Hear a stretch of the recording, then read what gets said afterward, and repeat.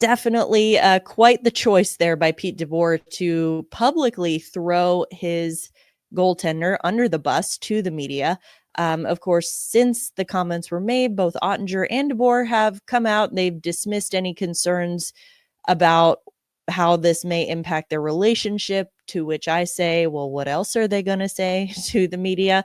But, that's neither here nor there. I think just looking at Pete DeBoer, his time in Dallas, his comments to the media, how this may have shaped his, perspective about him in Dallas. He's got one more year on his contract. And then, of course, you look at Oettinger, who is the franchise goaltender for the Dallas Stars. And if these two are at odds in any sort of way, what do you think this means either for Pete DeBoer in Dallas and his future in Dallas, or the Stars and their confidence in Jake Oettinger as their goalie of the present and the future?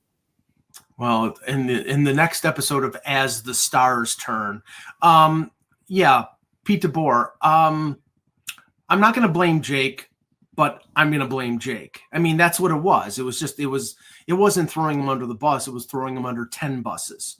It was ridiculous. And the way that it was handled in the moment was ridiculous, because they showed the replay and Oettinger during the TV timeout is skating back, or not TV timeout, but regular timeout, is skating back to the net.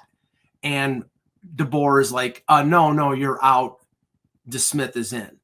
That's not the way you treat a number one goaltender. Now, I think I was advocating Casey DeSmith starting game 5 if Oettinger played bad and they fell behind 3-1. But he played well and they fell behind 3-1. So that's why they started him in game 5. But clearly that was something that was in DeBoer's head.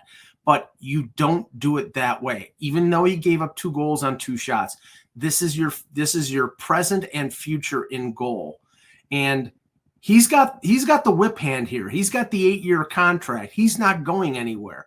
Pete DeBoer, I mean, those suitcases with the different stamps on them. Well, he's got New Jersey, he's got San Jose, he's got Vegas, he's got Dallas. There's going to be a next one probably because he's a good coach, but at certain he runs out of time because he is really tough on his players. So he's got a year left in his contract. I wouldn't be surprised if he got fired. I mean, but it's tough to fire somebody who got to a Western Conference final and has gotten to a Western Conference final 2 years in a row.